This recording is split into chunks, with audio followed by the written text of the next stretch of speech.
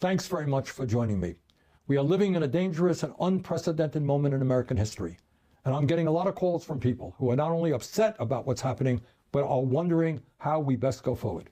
Well, let me tell you, we've got to be smart, we've got to be organized, and we've got to fight back. This is not a time for wallowing in despair and hiding under the covers. The stakes are just too high. We're not just fighting for ourselves. We're fighting for our kids, for future generations. We're fighting for the future of this planet. In the first 2 weeks of his presidency, Donald Trump defied the Constitution by ending birthright citizenship, fired government watchdogs, allowed drilling along our coastlines, pardoned violent insurrectionists, suspended all foreign aid, and tried to cut off virtually all federal funding. So, how do we go forward? First, to be effective, we've got to understand what, in fact, is happening around us right now. Second, we need a short-term strategy. What do we do tomorrow and the next day and the day after that? Third, we need a long-term strategy. How do we build a movement that gains political power? Here is, in my view, a brief overview as to what is happening under Trump. Most importantly, the move toward oligarchy in our country, government run by the rich and the powerful, is proceeding rapidly. And it's not being done secretly. A little over a week ago, Donald Trump was inaugurated for his second term.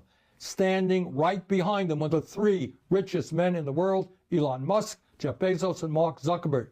Men who have become over $200 billion richer since Trump was elected and who now are worth almost $1 trillion more money than the bottom half of American society, 170 million people.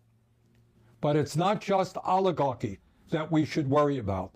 This country under Trump is moving rapidly toward authoritarianism. Just a few examples. In violation of the Constitution and federal law, Trump attempted the other day to suspend all federal grants and loans. That means he blocked funding for Medicaid, Head Start, food stamps, homeless veterans, etc., etc. Tens of millions of Americans, some of the most vulnerable people in our country, were impacted by that decision. Fortunately, Americans all across the country stood up in outrage and said, no, no. And with the help of the courts, much, but not all of that freeze in funding was rescinded. You may have noticed that Trump is intimidating the media with lawsuits against ABC, CBS, Meta, and the Des Moines Register. If Trump does not like what media reports, he is threatening them with lawsuits, undermining the First Amendment. That is a direct movement toward authoritarianism. Now, that's a very broad overview of where we are today. In terms of short-term strategy, we've got to mobilize as strongly as we can against Trump's dangerous proposals. And let me just say this, importantly.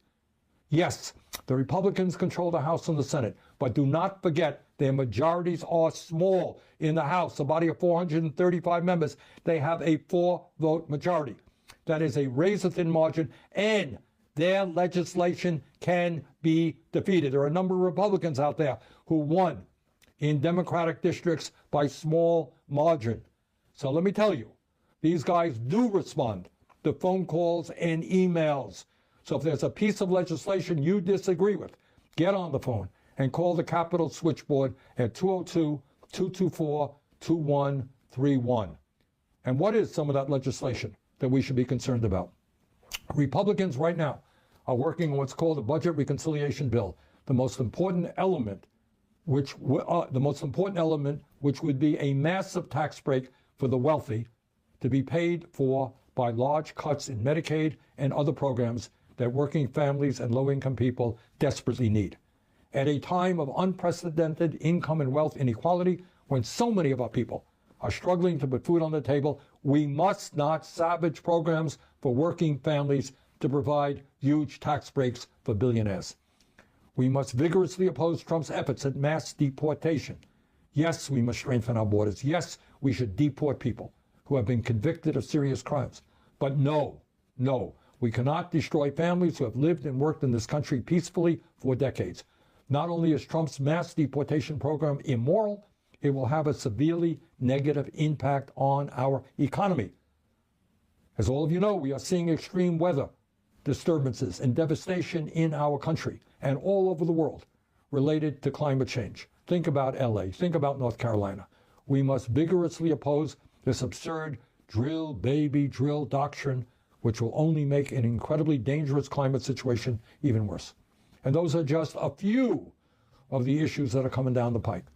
But we cannot just play defense. We have got to be on the offense.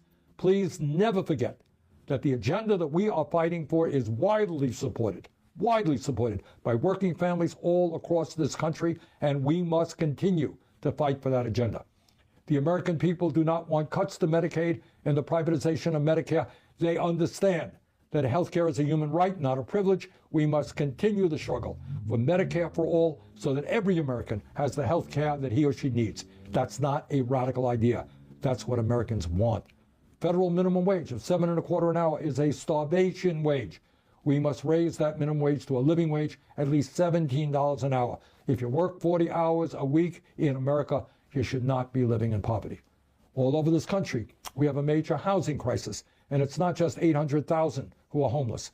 It is millions of working families who are spending 40, 50, 60% of their limited incomes on housing. Instead of spending almost $1 trillion a year on a wasteful and bloated Pentagon budget, we have got to build millions of units of low-income and affordable housing. And when we do that, we put large numbers of people to work at good-paying union jobs. I could go on, but let me conclude by saying this. The United States is the wealthiest nation in the history of the world.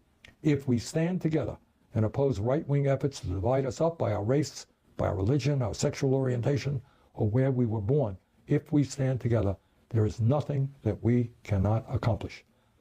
Bottom line, let us go forward and fight for a government and an economy that works for all, not just a few. We simply do not have the luxury of moaning and groaning.